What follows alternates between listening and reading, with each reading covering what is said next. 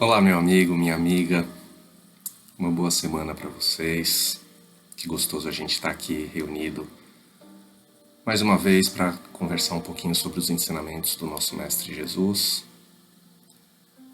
Antes da gente começar o nosso bate-papo dessa semana, eu queria te convidar para, por um momento, fechar os seus olhos, procurar voltar a atenção nesse momento para dentro de você mesmo, deixando de fora dos pensamentos os nossos problemas dos dia a dia.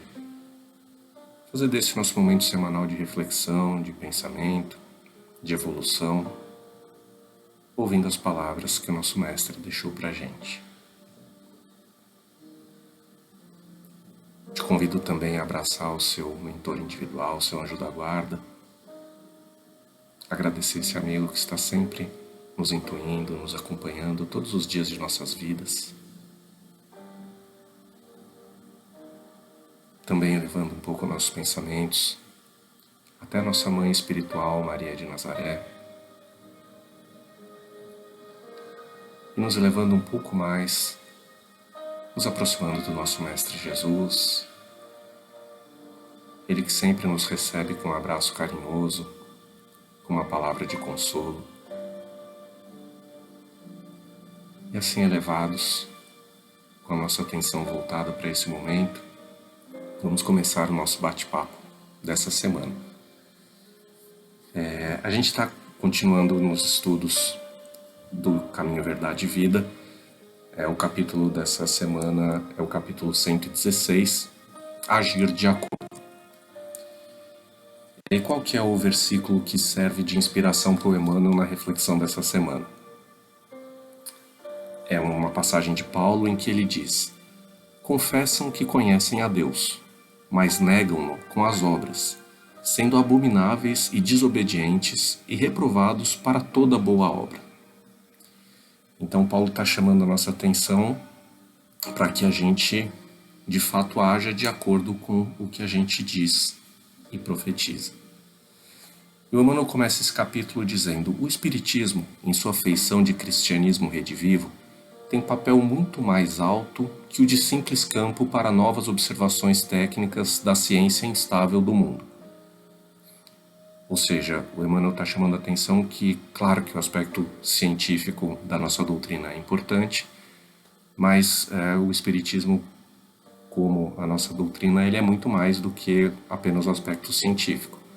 Como a gente bem sabe, também tem um aspecto filosófico que é super importante, mas o mais importante é o aspecto religioso.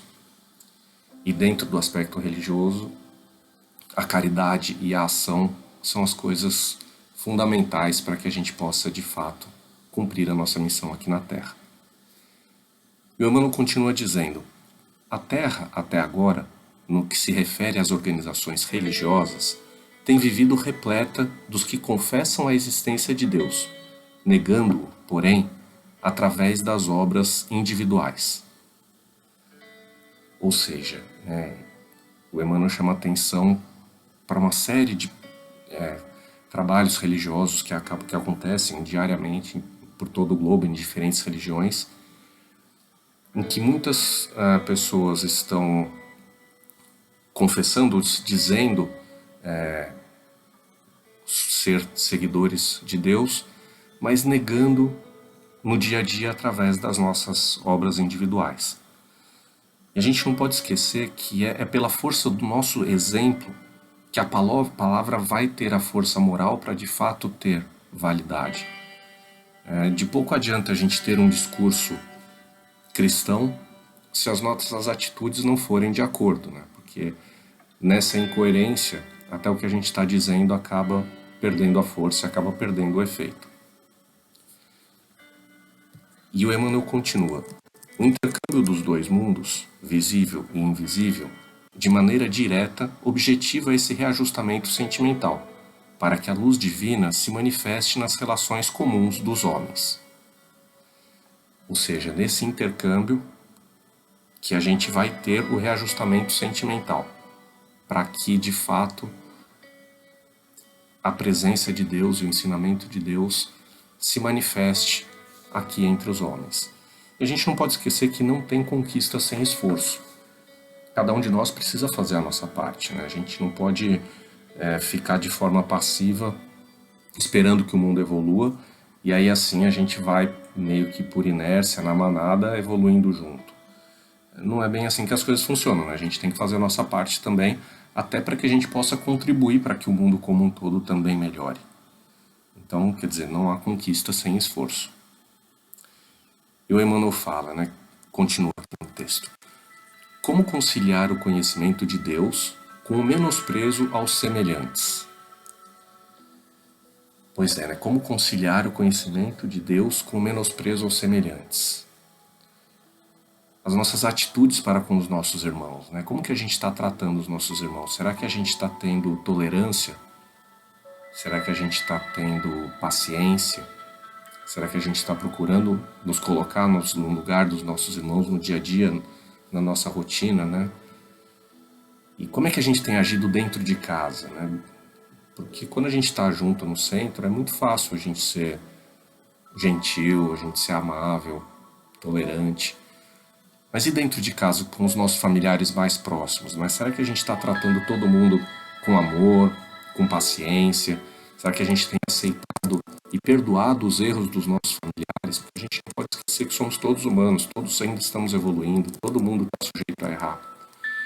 Então, será que a gente tem perdoado aqueles que a gente tem mais próximos dentro de casa? Esse exercício, ele, por incrível que pareça, ele é difícil, né? Por vezes a gente consegue ser mais gentil com pessoas que a gente tem pouco contato no trabalho ou no dia a dia, e com aqueles que a gente mais ama, com os nossos familiares, às vezes a gente acaba tendo um tratamento mais áspero, um tratamento menos afetivo. Então, dentro de casa é um bom exercício para a gente treinar a agir conforme as nossas palavras, né? E o Emmanuel continua. As antigas escolas religiosas, à força de se arregimentarem como agrupamentos políticos do mundo, sob o controle do sacerdócio, acabaram por estagnar os impulsos da fé, em exterioridades que aviltam as forças vivas do espírito.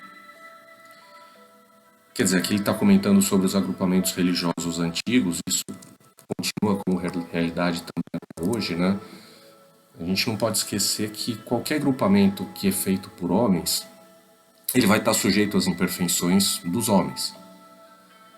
Mas nem por isso a gente pode também terceirizar a nossa responsabilidade nesse processo, né? A gente não pode dizer, mas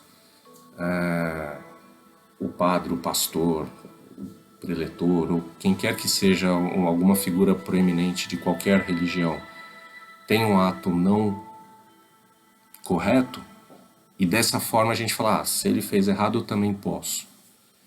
Não é assim que funciona, a gente não pode terceirizar essa responsabilidade. Cada um de nós veio aqui para cumprir a nossa missão, para fazer a nossa parte, para ter a nossa evolução.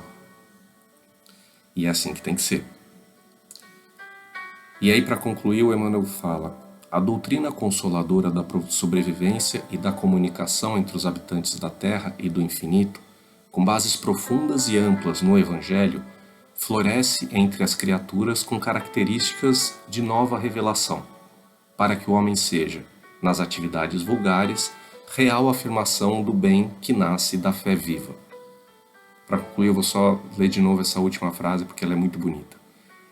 Para que o homem seja, nas atividades vulgares, real afirmação do bem que nasce da fé viva. Com essa frase linda do Emmanuel, então a gente encerra o nosso bate-papo dessa semana. Antes de sair, eu queria te convidar mais uma vez para fechar os olhos um pouquinho e mandar uma vibração de amor para você mesmo. Para que a gente também haja de forma caridosa, de forma amorosa com a gente, que a gente se perdoe, que a gente entenda que estamos em um processo evolutivo, sem esmorecer na nossa busca de evolução, procurando nos tornar pessoas um pouquinho melhores a cada dia que passa. Que assim seja.